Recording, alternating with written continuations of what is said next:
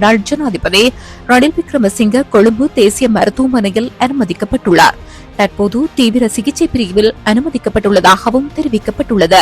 ரணில் விக்ரமசிங்கவுக்கான மருத்துவ ஆலோசனைகளை கருத்தில் கொண்டு அவரை தேசிய மருத்துவமனையில் அனுமதிக்கப்பட்டுள்ளதாக தெரிவிக்கப்படுகின்றது. இந்த நிலையில் நேற்றைய தினம் நடைபெற்ற ரணிலின் கைது தொடர்பான நீதிமன்ற விசாரணையின் பின்னணி இவ்வாறு அமைந்திருந்தது.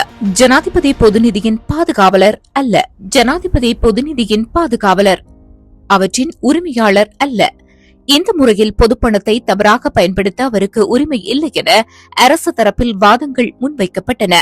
முன்னாள் ஜனாதிபதி ரணில் விக்ரமசிங்கவை நீதிமன்றத்தில் முன்னிலைப்படுத்திய பின்னர் சந்தேக நபர் 2023 செப்டம்பர் 22 மற்றும் 23 ஆகிய தினங்களில் பொது நிதியிலிருந்து 16.6 மில்லியன் ரூபாய் பயன்படுத்தி தனிப்பட்ட விஜயத்தில் ஈடுபட்டதாக மேலதிக மன்றாடியர் நாயகம் திலீப் பீரிஸ் குறிப்பிட்டிருந்தார். சுமார் 33 சாட்சியங்களிடமிருந்து வாக்குமூலங்கள் பெறப்பட்ட பின்னரே இந்த நாட்டின் 8வது நிறைவேற்று ஜனாதிபதி கணிசமான ஆதாரங்களின் அடிப்படையில் நீதிமன்றத்தில் முன்னிலைப்படுத்தப்பட்டார்.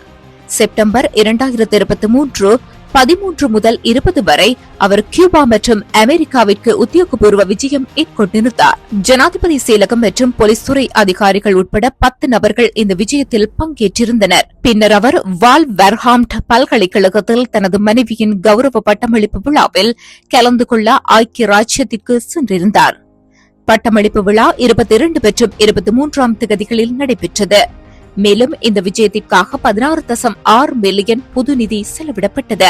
ஆரம்பத்தில் இந்த வருகை தனிப்பட்டதாக விவரிக்கும் ஆவணங்கள் பின்னர் அதிகாரப்பூர்வ வருகையாக மாற்றப்பட்டு யாரோ ஒருவர் பதிவுகளை மாற்றியமைத்ததாக கூறப்பட்டதாக மேலதிக மன்றாடியர் நாயகம் குறிப்பிட்டிருந்தார். இந்த விசாரணையில் முதலில் 2023 ஆகஸ்ட் 16 அன்று ஆவணங்கள் பெறப்பட்டன. அந்த ஆவணங்கள் இந்த வருகை ஒரு தனிப்பட்ட வருகை என்று தெளிவாக குறிப்பிட்டன. சத்ருகுண்டான் படுகொலை புதைக்குழி தோண்ட